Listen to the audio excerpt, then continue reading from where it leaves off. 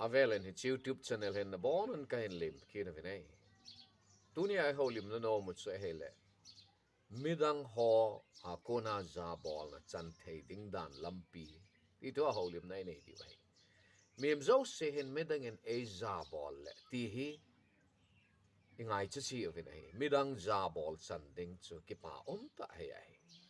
At sa tila tunia ay say diw su midang ho Jabol na Chantheina ding Lampi isay diw ay.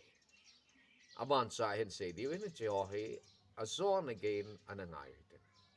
Number 1 khat na ay say no mutsu midang ho Jabol na chanding na no ma hele. Ama sa pena nang le nang nakizabol nga eh. Hetya ay say no mutsu iphabati ala mihim hi kilit sa adivang hipoy. Ama wang ele e ki mu nimbe setting. Ay lo laki ngay nimbe setting hipoy. Nang mata injong naman lut na. Chana ki het ngay eh. Nang le nang jong chana ki ngay sang te ngay. Ay lo nang ma na value naman lut ji chana ki het ngay.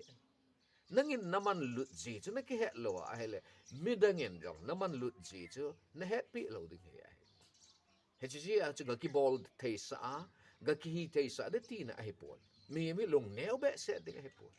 Mi tam ta hi ki ngay nim vala. Ay lo ama ki sunim val ti ding ham. Ki gel nim val ti hi om nom si nay. Hechi a chu midang Jabol na chanding na ti ay le nang chu nang na hi zi a jong. Na ki Jabol ding. Til nang chu nang na hi zi a jong na ki pa the ngay. Nangin na value di ta chu pate cha na he na chu ting le naman lut ji chu pate cha na hin pia hele midangin jong na value chu he ding tel midangin jong na Jabol ding ai. Hiya chu tumat sa penta I say no mo chi phabdil midang Jabol na chanding na ti a hele nang le nang na ki Jabol the ngain nang le nang man lut ji chu nangin jong na ki at ngai ti ai ting le ani na I say no mo chu midang Jabol na chanding na ti a hele midang ki thopi nom na lung thim na ne ngai chu ting le midang ki thopi dinga ki go sa jing je nga no ngai min a Jabol a ngai sang ho hi midang ki thopi nom mi him ho hi nai e man jang mi e ki thopi nom ho jing ho e gel ho o chu ki Jabol hai ai e ngai lu ho chu ki Jabol hai ai e a chu midang Jabol na chanding na no ma midang ngai sang mi him khat hi ding na no ma hele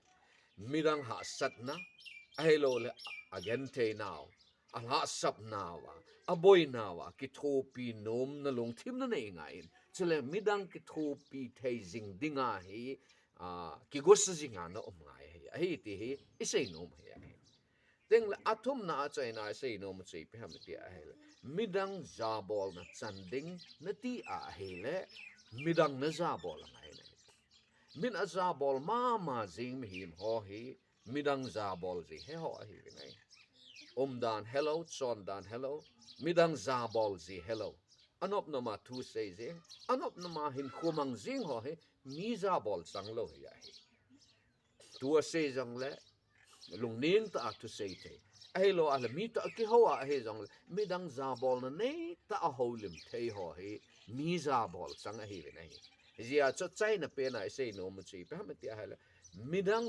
Jabol na chanding na no ma hele nang ma te in jong midang chu a ching a thim koi ta bang hi jong le Jabol na nei ta a na ki ho pi ding midang ho Jabol na nei ngai a hi ti hi a chai na sei no ma a hi avelin thum midang Jabol Chantheina dinga Lampi thum isei do ho chen sei ki te midang Jabol na chanding na deya hele ama sapena nang le nang jong na ki Jabol ngai ai ani na a midang ho ki thopi dinga ki go sa jing zinga na ngai ai ting le athum na a midang ho Jabol ji na het ngai ai chutile midang ho Jabol mihim khat chana hi thei ding ai tunia midang Jabol na Chantheina dingdan Lampi isei anangai ho jose nom na mun chi wa pakai pathinen phathei na bu taw hen